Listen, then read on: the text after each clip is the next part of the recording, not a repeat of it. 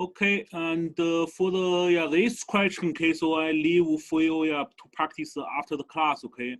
And the first question, okay, we're going to practice is the next one, okay. So the depth NMR, okay. So you have to learn how do you kind of extract information from depth NMR, okay. So that's kind of important, okay. So depth NMR also not easy, okay. All right, give you guys about a couple of minutes, okay. So try to work on this question, okay. So the formula already provided for you, okay. So that's here C8H8O2, okay. And then try to figure out the structure for this molecule, okay.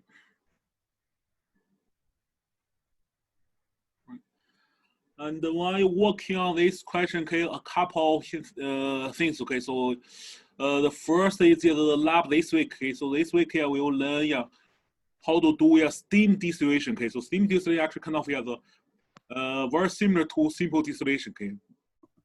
Just make sure after you done experiment, okay. So transfer your essential oil into a vial, okay, and then cap the vial tightly, okay, because the essential oil is kind of volatile, okay. So you don't want it coming next week, nothing to run the IR, okay. So make sure that you have at least like maybe half or 1 ml solution, okay, in the vial, okay, cap it tightly, okay. So need to be different from the previous melting point sample. Melting point sample we leave it open, okay, but this time we get a liquid sample, okay, cap it tightly, okay.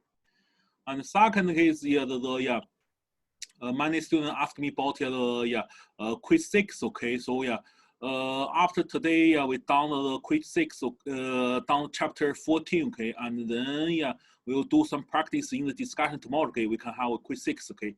So either on Friday or maybe the following Monday, okay. So the coming Monday, okay.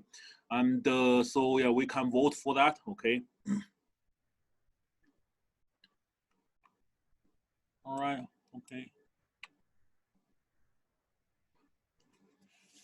Right. For this question, okay, so similar like other spectroscopy question, okay, so can anyone tell me what's the degree on saturation, DO number for this formula, okay, C8H8O2.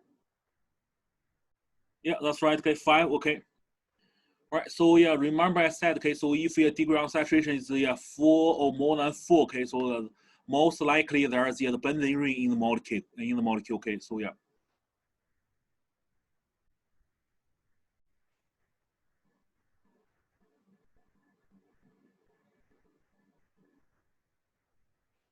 All right, so if it's a benzene ring in the molecule, okay, so you have to figure out it's a monoseptal benzene or diseptal benzene or triseptal benzene, okay, so that's we learned how to do it here by look at proton NMR. Here's the depth NMR, okay, so that's you need to figure out it's only how many quaternary carbon. Quaternary carbon has no hydrogen attached to it, okay, so in the benzene ring either, okay, so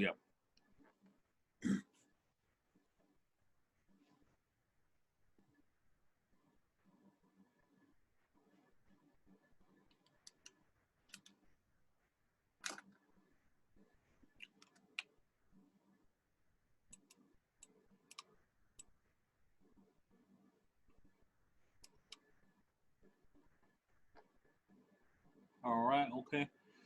So now I'm going to go through this question, okay, together with you guys, okay, and then show you how to solve this kind of depth NMR spectrum, the Scopy question, okay. All right, so for the depth, okay, so the first step, okay, so like I said, okay, so again you need the calculate DO number, that's 5, okay. That means there's kind of benzene, okay.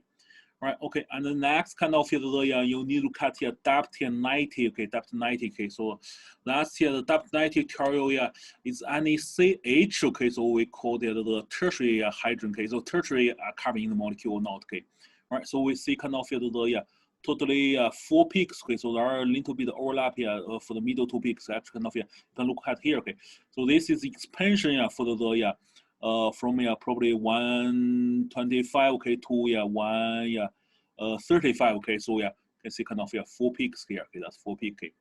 All right, so that's being said, there are 4 CH in the molecule, okay, so that's you need to look at here, okay, so only CH showed in depth 190, okay. All right, next, okay, so you'll need to look at the depth 135, okay. So first look at is any negative signal in depth 135. Okay, depth negative signal means there's a CH2. Okay, CH2. Okay, 2 hydrogen on the carbon. Okay. All right, and then you look at for this question, okay, so there's no negative signal, okay, no negative signal, okay. So that means in this molecule there's no CH, okay. And then you look at kind of compare depth 90 and also depth 135, okay. You find depth 135 there's one actually the positive signal, okay. So that should be a CH3, okay. It's one CH3, okay. So CH3 can only show the depth 135, okay, as positive signal, okay, and never show the kind of the depth 90, okay. So that's we can distinguish the CH and CH3, okay. So all right, and eventually we compare it with the whole spectrum, okay. So with the broadband kind of decoupling the spectrum, that's just normal carbon NMR, okay. Normal carbon NMR, all the carbon will show up, okay. And then we'll find there are 3 additional peaks. This one, and this one, okay. Yeah. Don't count this one, okay. So here's the CDCl3, okay. So 3 peaks around 77, okay. So that's so on, okay.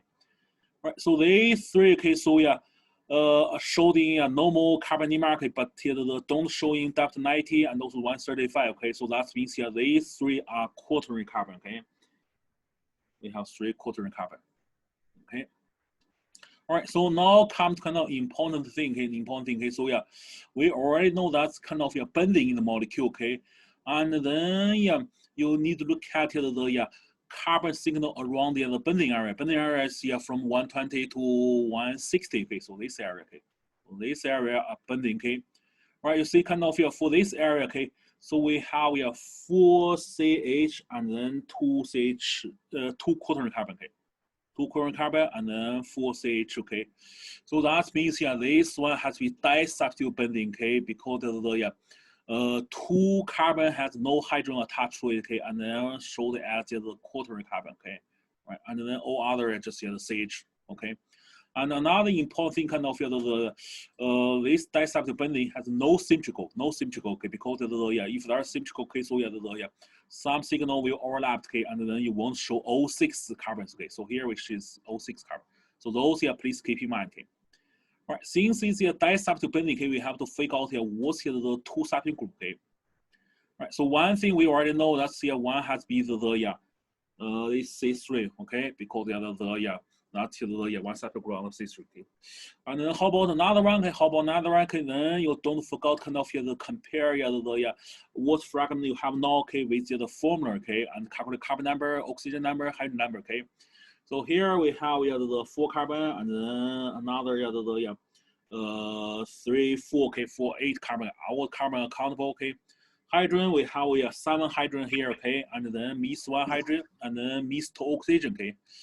And then 2 quaternary carbon from bending and another quaternary carbon, okay, here, okay. So that's pretty high, okay. Typical carbonyl carbon, okay. So that means probably we have carbonic acid, okay. So because we miss the 2 oxygen and also 1 hydrogen, okay. COH, okay. Right. So that's also explain kind of what's the second kind of the subgroup, okay, COH. All right, okay. So now it's relatively easy, okay. So disubstitute bending and then 1 subgroup kind of methyl, 1 subgroup kind of carbonic acid, okay. So there are 3 possibilities, okay. So 2 subgroup, okay. So could be kind of also, okay. So just connect to each other, or could be the meta, okay. So meta is kind of separated by 1 carbon, okay, and then could also be the para, okay.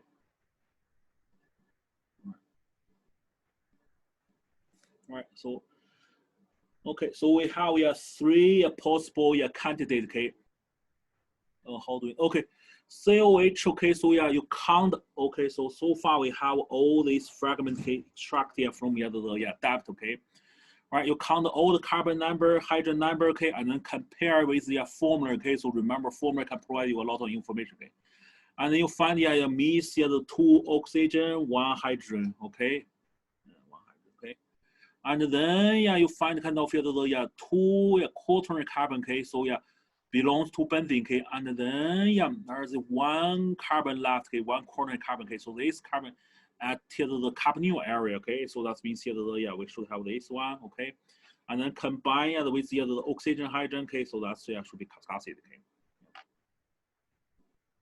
All right, okay, so next question for you guys, okay, so we have yeah 3 possible kind of candidate, okay, so yeah which one is not possible, okay, so impossible be answer, okay, which one is wrong, okay, so here I ask kind of which one is wrong, okay, so it's here the ortho, meta, or kind of para, okay, which one, okay, can anyone tell me which one won't be kind of the answer for this question?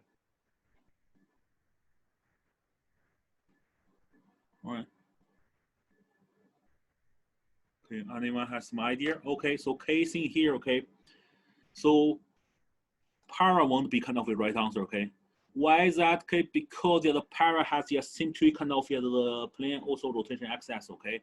Right, and then these 2 carbon will show as same signal, okay, and then these 2 okay will show same signal, okay.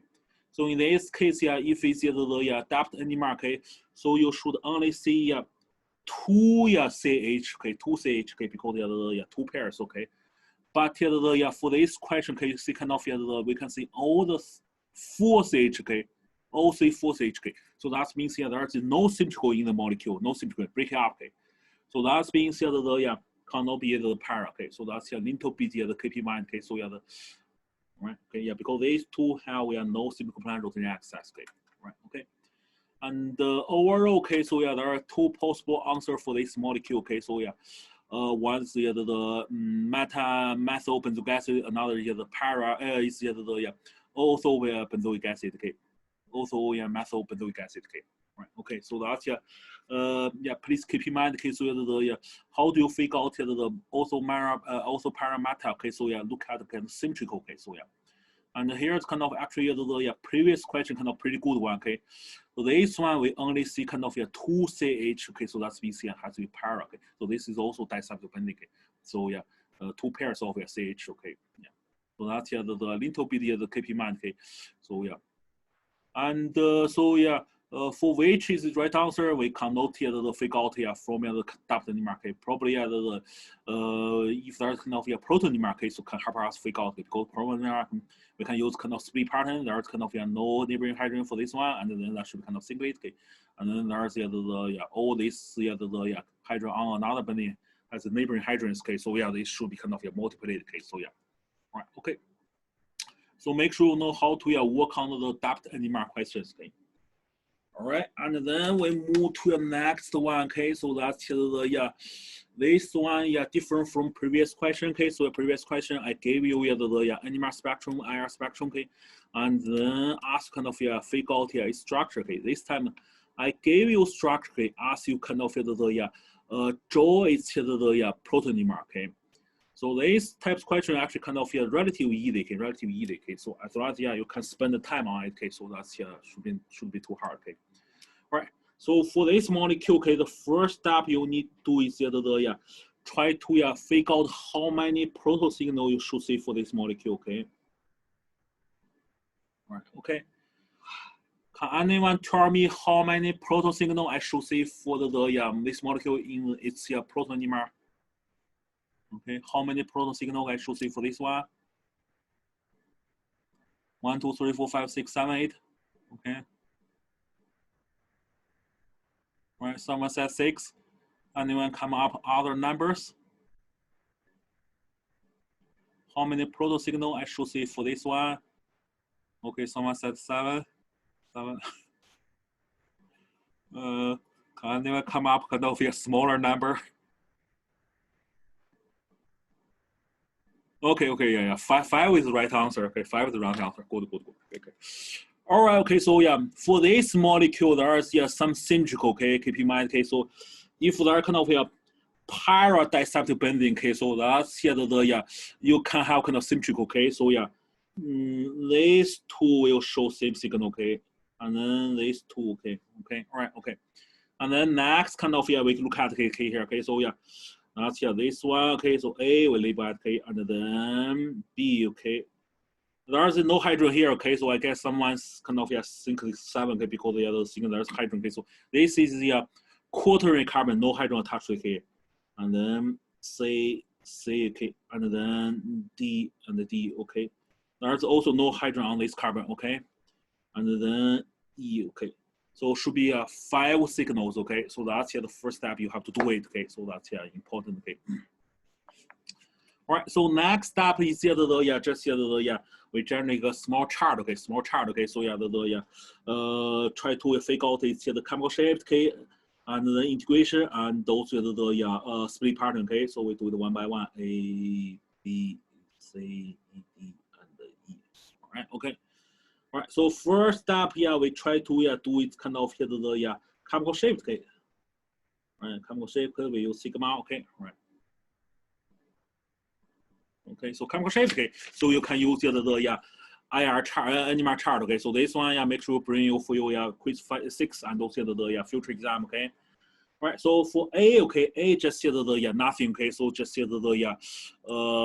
call aliphatic kind of the C3, okay. So that's the first one is the C3 aliphatic, okay. So 0.9, okay. Right, okay.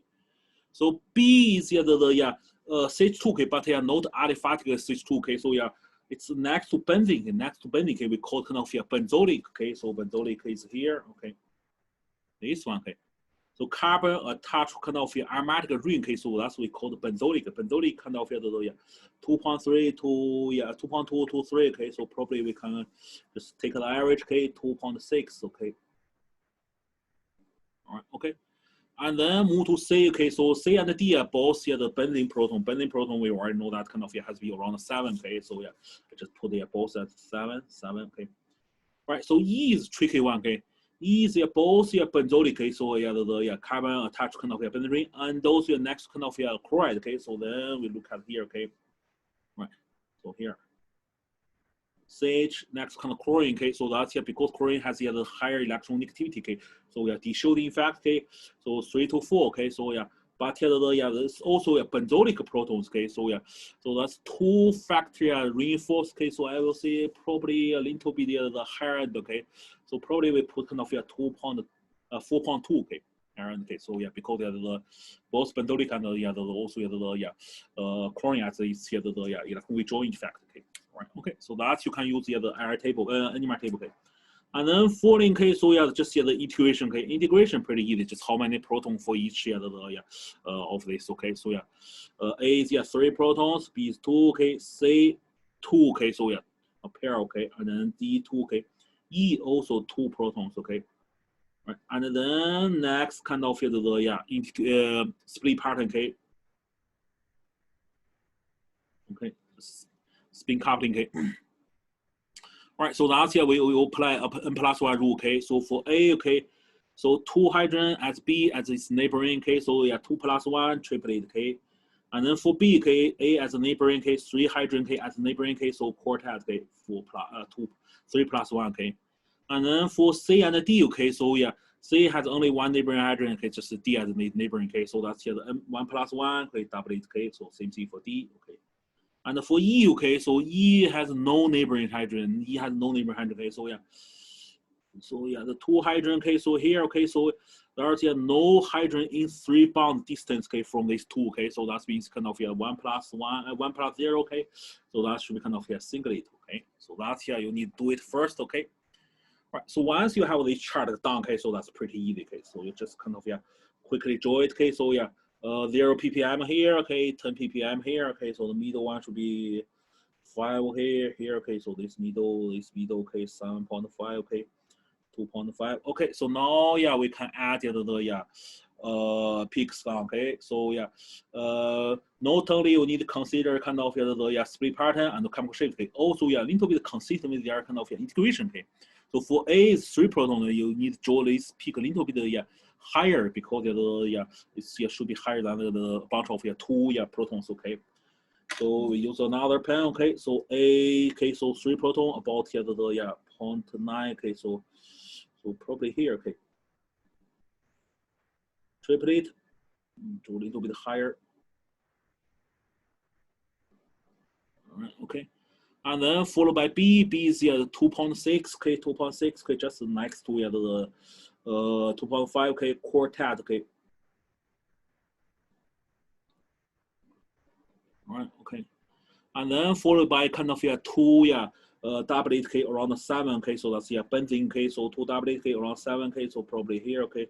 So these 2, okay, so doesn't matter, okay, so which one you draw first, okay, so doesn't matter, okay, just draw 2 doublet, okay, so that's maybe a little bit higher. Okay, right, and then in that okay, just E, okay, E is the 4.2, 4.2, probably here, okay, and then singlet, okay. Yeah, right, okay. So that's how do you the height matter, okay, height the try to be consistent with the integration, okay. Try to be consistent, but the reality is kind of peak area, okay. So the peak area, okay. Yeah, that's right. Okay, so the more peak, the higher. Okay, so that means that probably we need to put this triplet a little bit higher than others. Okay, yeah. So that's how do you resolve these kind of questions? Okay, so yeah, and here's kind of real spectrum. Okay, so yeah, and so eventually, okay, so yeah, if you guys are good at kind of chemical shift and also the split pattern integration, okay, so yeah, actually you don't need to develop this kind of chart. Okay, you can directly draw all the peak on the NMR scale. Okay, so yeah, but the very beginning, okay, so you have to do this. Okay, so that's the make sure you understand how to you do that. Okay, right, okay. Right. Okay. So yeah, now we done the chapter 14. Okay. So any questions?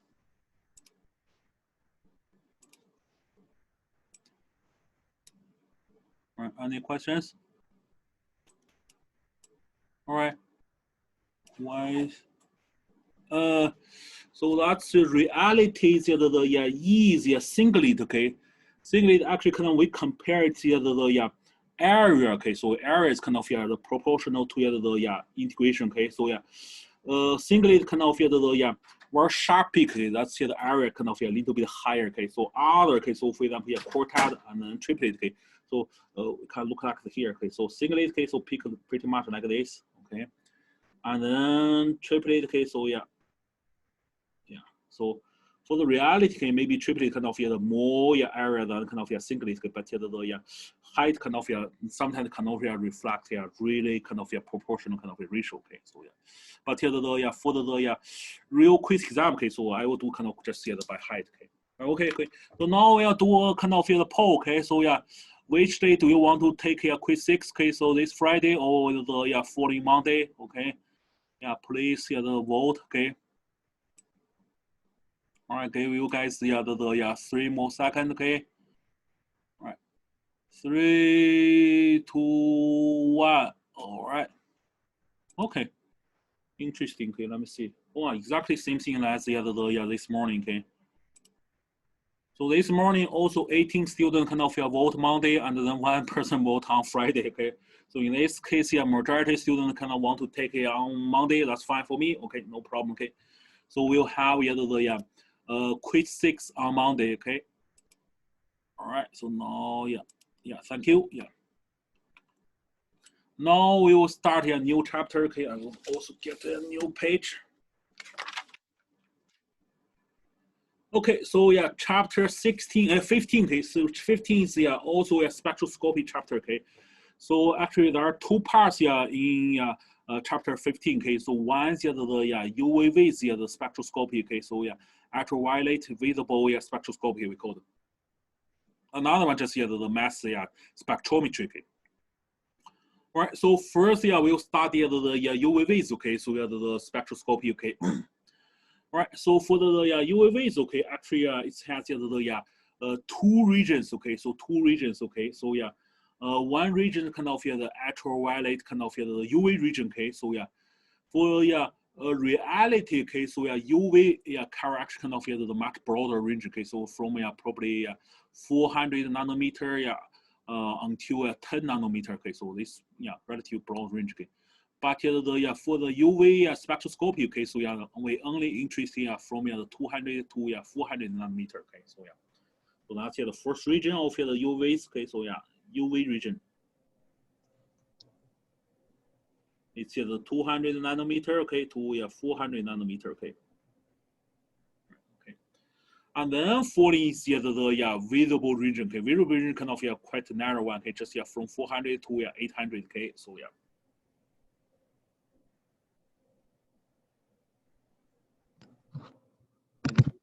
400 okay to 800 nanometer, okay.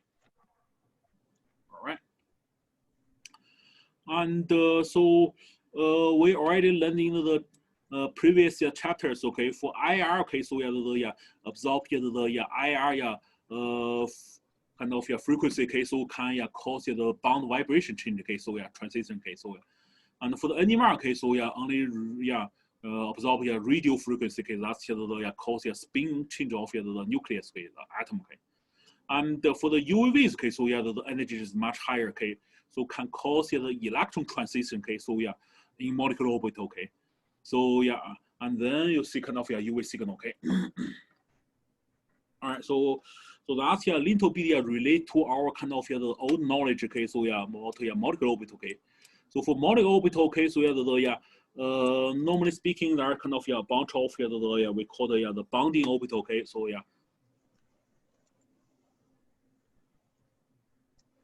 and then a bunch of anti-bonding orbit, okay. Right. So here it's kind of bonding orbit, okay. And here it's kind of anti-bonding orbit, okay.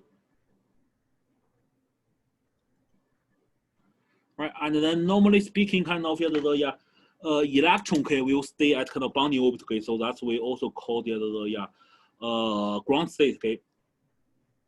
Just a pair of electrons, okay, in each orbital, okay. And so if there's the UV kind of light, okay, strike the sample, okay, and then the energy kind of equals to the energy gap between the anti-bonding orbital and the bonding orbital, okay, and then you can cause the electron transition, okay. So so if you have kind of UV kind of the light, okay, strike on your sample, okay, delta E equals to H nu, okay. Right, and then if this delta G, okay, delta E equals kind of the gap, okay, and then so the electron can jump into the anti-bonding orbit, okay, and then you can have some kind of absorption, okay. And so for the highest energy of the bonding orbit, okay, we know that called the HOMO, okay, highest occupied molecular orbit, okay. And then for lowest energy of the anti-bonding orbital, we know that kind of LUMO, okay, called the lowest occupied molecular orbital, okay, right. And because the HOMO LUMO, okay, so that's the very narrow energy, okay, so that's okay. Okay, so it's corresponding to a longest wavelength of UV absorption, okay, right. So remember, in the previous class we learned kind of the delta E equals kind of H nu, okay, and then H, okay, so that's okay, right. So if the energy gap kind of narrow, okay, smaller, okay, delta E is smaller, and then you have kind of the longer wavelength, okay. So HOMO LUMO energy gap kind of the kind of narrowest one, okay, and then so that's why kind of corresponding longest wavelength, okay. And for the reality, because of the for this bunch of anti-bonding orbital, okay, so their energy can not too much difference, okay, so that's kind of quite close, okay. Similar thing for this kind of bonding orbital, okay. So in this case, actually kind of when you strike your sample with you some UV light, okay. So sometimes kind of this UV light kind of energy higher than kind of HOMO to LUMO, okay. Then you actually kind of strike here the either HOMO kind of the electron to higher molecular orbital, okay. So higher kind of anti-bonding orbital, okay. Or maybe kind of the some electron in the lower energy bonding orbital, okay, goes kind of the LUMO, okay. So that's kind of actually kind of multiple transitions happen kind of same time, okay. Actually shown here, okay. So you see kind of the second blue one, okay. So actually kind of from HOMO to kind of second kind of lowest kind of antibody orbital, okay. And then also here this third one, okay, from the second kind of bonding orbital to kind of LUMO, okay. So there are kind of a bunch of transition, okay. So that's why, okay, so when you record the UAVs, okay, so actually, you shade kind of the relative broad peak, okay, so relative broad peak, something like this, okay. Yeah, a reason for that kind of there's a bunch of the absorption happened here, okay, so that's the peak of the relative broad, okay, so that's different from the NMR, okay, NMR, remember, okay, so we only see kind of very sharp singlet, okay, so because the NMR kind of only causes kind of the spin kind of the flip, okay, so that's the worse kind of energy gap kind of just not kind of too broad, okay, so that's a little bit keep me eye, okay. All right, okay, so next kind of here's just typical kind of UV spectrum, okay, so for the y-axis, okay, so that's absorption, okay. So x-axis is just a wavelength, okay. Okay, so from 200 nanometer, okay, to 800 nanometer. Right. Okay. And so if you strike one sample, okay, so if there's no absorption, okay, so not kind of match with the homolome, okay, so then there's no absorption, okay, so it's pretty much the y-axis will close kind of zero, okay. So if there's kind of absorption, okay, so you should see kind of peak, okay, so and the units for the scale for the absorption, okay, could be 1, 2, and then up to 3, 4, 5, okay, so up to higher, okay. Okay, so for the UAVs, okay, so you can see that kind of also belong to absorption, okay, so absorption, okay, so spectroscopy, okay, but different from IR, okay, so IR, remember kind of peaks going down, okay.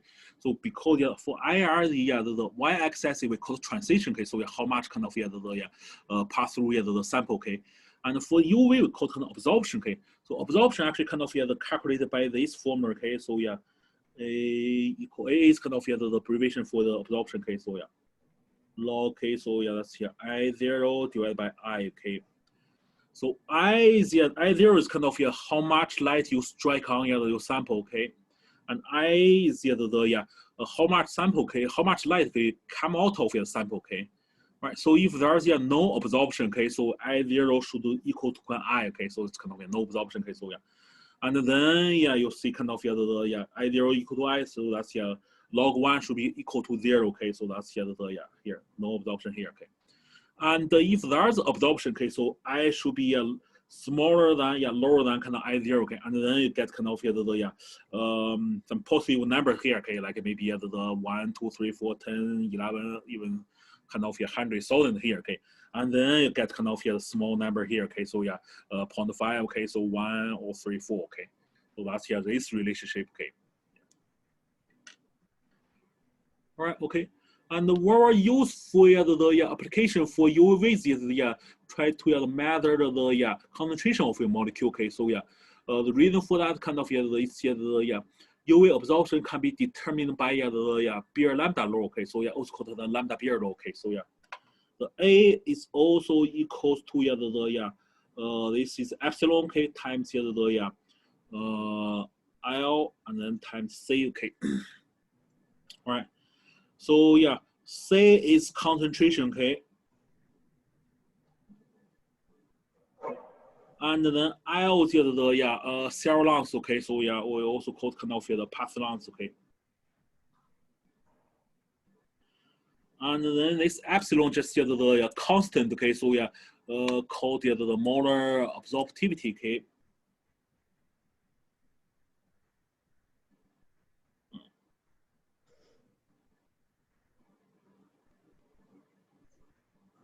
Okay, and normally I like call kind of the molar extinction coefficient, okay. Right, okay, and you can see, okay, so A is A, okay, so you can see A is proportional to C, okay, so that's why we can use the UVV to measure the constant, okay, concentration, okay.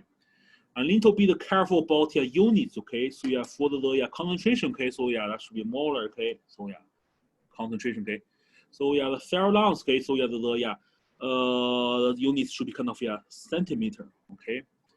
And for the unit of the molar, the extinction coefficient, okay, so that's the per molar times the per centimeter. Okay. So now you can see kind of if we times all three together, okay, all the units cancel out. Okay. So that's why actually A has no units. Okay. Okay, so this actually kind of pretty similar to we learned in the stereochemistry chapter 7. Okay, so specific rotation calculation. Okay, special rotation case. So remember. Okay, so observed rotation equals to spectral rotation times the cell length times the concentration. Okay, so specific rotation is the constant. Okay, so won't change with the concentration or whatever. Okay, so and then similarly here. Okay, so that's this is epsilon. Okay, so also constant. Okay, so molar absorptivity. Okay, so won't change with the C. Okay, so similar like here melting point, boiling point. Okay, so that's the only associated with your sample. Okay. All right. Okay. So from this formula, you can easily understand. Okay, so if we have kind of higher epsilon, okay, higher molar inclination coefficient, okay, so then we have kind of higher absorptivity. Okay, so so if you have the epsilon kind of more than 10 to the 4th, okay, we call it kind of high intensity absorption. Okay, so if it's kind of less than 10 to the 3, okay, we call it kind of low intensity absorption. Okay. Here's how to we record kind of reported the molar extinction coefficient. Okay, so normally we need to report kind of lambda max. Okay, so molar extinction coefficient. Okay, normally you measure kind of the from highest point of the peak. Okay, so that's we call the lambda max. Okay, so for some sample, okay, so you can have maybe more than one peak. Okay, so in this case here you can have more than one lambda max. Okay. For example, this one lambda max 2, lambda max 1, okay, and then you can have the 2 lambda max, okay, 2 kind of the epsilon max, okay, so 2 molar extinction coefficient, okay, so and so lambda max will just report as the nanometer, the UV kind of wavelength, okay. And then molar extinction coefficient just report that kind of here. Okay, so just make sure you add units and also the solvent. Okay, so because solvent can change the molar extinction coefficient. Okay. All right. Okay. Here a little bit about theory. Okay, theory about the UVs. Okay. We already know that for the UVs. Okay, so that's relate to the electron transition in the molecular orbital. Okay, so we already know that kind of there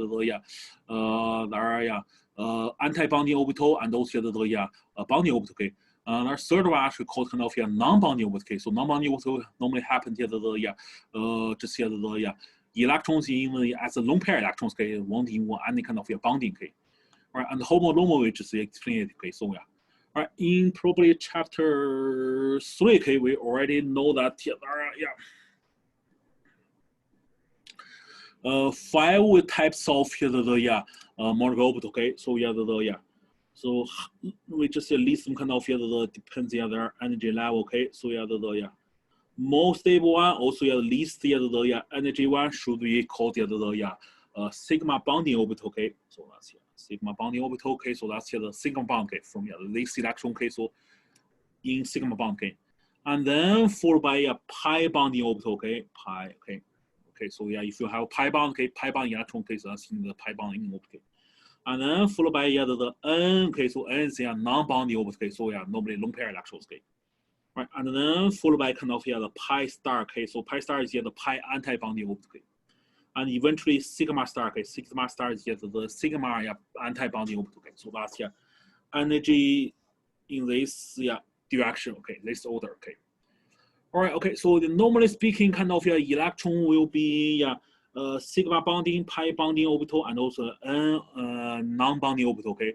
And then if you strike your sample with the UVs, okay, so that's those electron can jump into the sigma star and also pi star. Okay.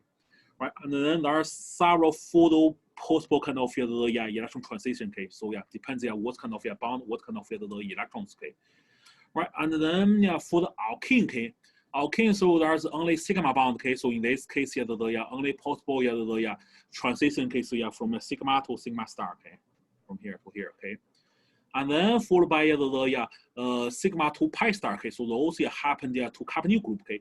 So carbonyl group, okay, so yeah, normally you have kind of pi bond, okay, also yeah has the sigma bond, okay. So in this case, sometimes kind of sigma electrons can jump into kind of the pi anti-bonding orbital, okay. And then for some kind of unsaturated compound, okay, like alkene, benzene, or alkyne, okay. So there's pi bond, okay. So pi electrons, okay. So in this case, you can have kind of pi to pi star, the electron transition, okay.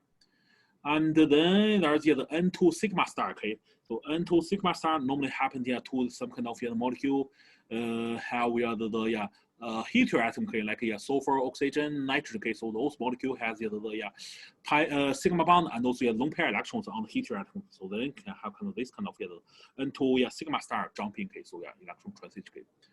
And eventually, okay, so that's the N2 pi star kind of okay, N2 pi star, okay. So. And so for N2 pi star, okay, so normally happens here the carbonyl compound, okay, because carbonyl you have kind of lone pair electrons, also pi bond, okay, so that you can have N2 pi star, okay. Right. So although we have all these 5 kinds of the electron transition, okay, but not all of them can be detected by the UVs, okay. All right. So the reason for that kind of their energy gap too high, okay, and then the wavelengths kind of too short, okay. Right, first is the sigma to sigma star, okay, sigma to sigma star, okay, so that's the from lowest energy orbital to highest energy orbital, okay. So remember, okay, so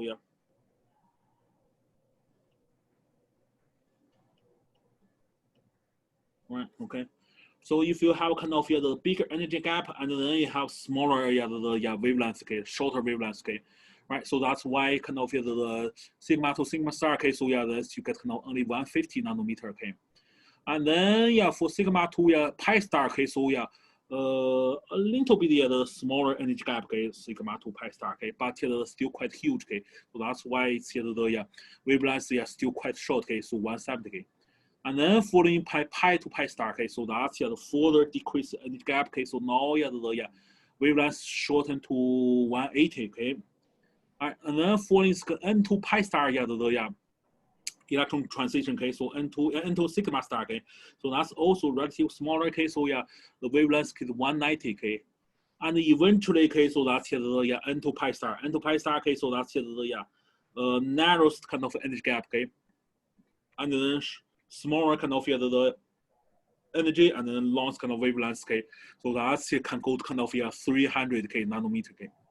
Right, so keep in mind, okay, so we just learned, okay, so for the UVs can only detect from 200 nanometer to 800 nanometer, okay, so that means here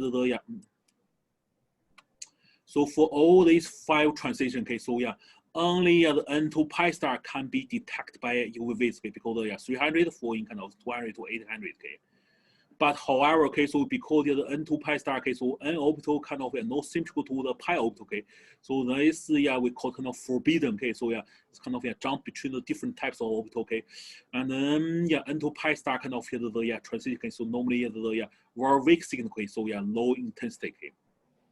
And then another possibility is kind of for the pi to pi star, okay, so although pi to pi star kind of out of the region of 200 to 800, okay, but if there's multiple pi bond conjugated together, okay, then we can lower any gap between the pi to pi star and then eventually kind of increase the wavelength, okay, and then can goes to kind of 200 to 800 nanometer region, okay. So what's that mean? Okay, give you kind of one figure, you can know what I'm talking about, okay. All right, so for the first the pi bond system is kind of async case, so 1 pi bond, okay. So 1 pi bond, okay, so you have the 2 orbitals, okay, so one's kind of pi, one's kind of pi star, okay, and then this time, okay, so the energy gap quite big, okay, so out of the region of the UV detection, okay. All right, and but if you increase the pi bond system, generally kind of this is 1,3 butadiene, okay, so 2 pi bond, okay, so now you have kind of the 2 pi star kind of the bonding orbital, anti-bonding orbital, okay, and then 2 pi bonding orbital, okay, and then because they increase the orbital numbers, okay, and then you decrease the HOMO to LUMO kind of energy gap, okay, so now it becomes smaller, okay. So if you decrease the energy gap, okay, and then you increase the wavelength, okay. So now probably this kind of go to kind of UV region, okay. if you further increase the conjugation, okay, so further, yeah, increase here the multiple orbitals numbers, okay, and then further decrease here the energy gap between the homolume, okay, and then further increase your wavelength, okay, of here the UV absorption, okay, and then you can have kind of a very nice absorption in the UV area, okay. So that's here shown here, okay. So as the conjugation increase, okay, homolume gap decrease, okay, lambda map, okay. So yeah, for the longest wavelength, okay, the drops can increase, okay. Yeah. So that's here why UV used to detect the conjugated pi bond system, okay. Yeah. Here's a very nice example, okay. Okay, so we have three kind of bending system, okay. The first one is naphthalene, okay. So two bending kind of fused together, okay. So and then you can see this here we show kind of purple kind of signal, okay. And then second one is three bending fused together. This is the anthracene, okay. So and then that's just show this here the green signal, okay. So you can see kind of a green signal, kind of the higher wavelength, longer wavelength than this here the purple one, okay. And if we further increase the conjugation, okay, so that's full bending, okay. So I don't know how to call this compound, okay. And then we further kind of increase the wavelength, okay. So now kind of further move to kind of a higher, longer wavelength region, okay. So and that's the pretty good kind of application for the UVs, okay, and tell kind of how much conjugation, okay, for one molecule, okay. So common types question, okay, so I will test probably in exam 3 is kind of give a bunch of the molecule, okay, and ask kind of rank their kind of wavelengths, okay. So you will spectroscopy kind of wavelengths, okay. So what you need to kind of find which one has the higher kind of the conjugation, okay, more conjugation and longer wavelengths, okay. That's here the easy one, okay. So so show example here, okay. So the four bending ring, okay, has more conjugation and then longer wavelengths, followed by 3-1 and then the two bending ring, okay. All right, okay. Here just show you guys a little bit idea, okay. So how the electron transition happened, okay. So that's sometimes kind of hard to visualize it, okay. So okay, so first example is pi to pi star transition, okay. So actually this is the pi orbitals, okay. So fully conjugated, and this is the pi anti-bonding orbital, okay. So you can see kind of there's the node in the middle of these two lobes, okay. And for reality, okay, so both the orbital coexist in one system, okay. But the electron, pi electron, normally goes kind of the bonding orbital, okay. And if you strike your sample, with some UVs, okay, so if energy match with the energy gap between the pi to pi star, okay, and this two electron can jump from the pi orbital into the pi star orbital, okay, then you can see UV absorption, okay. And next one is N to pi star transition, okay, so that's happened to a carbonyl compound, okay, so if you have two lone pair reactions, okay, on the oxygen, okay, and then if you strike the sample with some UVs, and then this lone pair electron can jump from the N orbital, okay, so lone pair electrons, okay, so into the pi star orbital, okay, of the carbonyl compound, okay. So you can see kind of the N and also the pi, okay, orbital are different kind of molecule orbitals, okay. So no symmetrical, so that's why N to pi star kind of is forbidden, okay. So low intensity, okay. Just one definition, okay, chromophore, okay. Chromophore just kind of part of your molecule can absorb the UV with light, okay. So that's like a bending or something, okay. All right, here's a kind of more professional words, okay. So please keep in mind, okay. So this is not covered in our lecture, but pretty useful, okay. So used to describe the UV absorption kind of peak shift and also intensity change, okay. So quite often, if you heat your sample or kind of change the solvent or kind of even do some reactions, okay, and then the UV signal will shift, okay. So if you shift kind of the longer wavelengths, okay, so go kind of go to right, okay, and then we can call it the bathochromic shift, okay. So also called red shift, okay, because they send kind of the red color, okay. And if it's kind of shift to a shorter wavelengths, okay, so we could call the hypso chromic shift, okay, so also called kind of blue shift, okay, because they send kind of blue color, okay. All right, and then if something happened, okay, so the peak intensity, okay, so increased, okay, and then we call kind of hyper chromic effect, okay, hyperchromic effect, okay, increased intensity. If the peak intensity decreased, okay, we can call it kind of hypochromic effect, okay. So that's make sure you understand what's meaning of all this. Okay, so pretty useful. Okay, you see this kind of word quite often in the UV spectroscopy publications. Okay, so some kind of other things. Okay.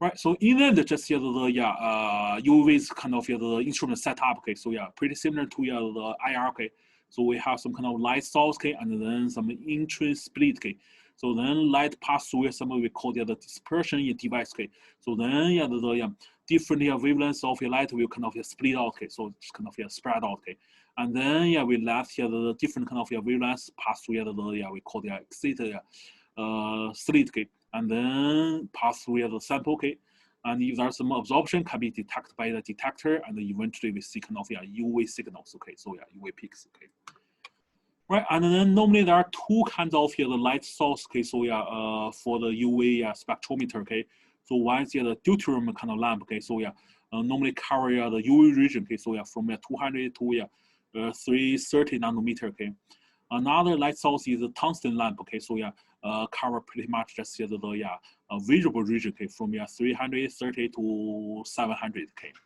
so I guess that's it for today. Okay, so we have one more slide left. Okay, so this slide will cover in the lecture. You have good day. Okay, so cover in the lecture.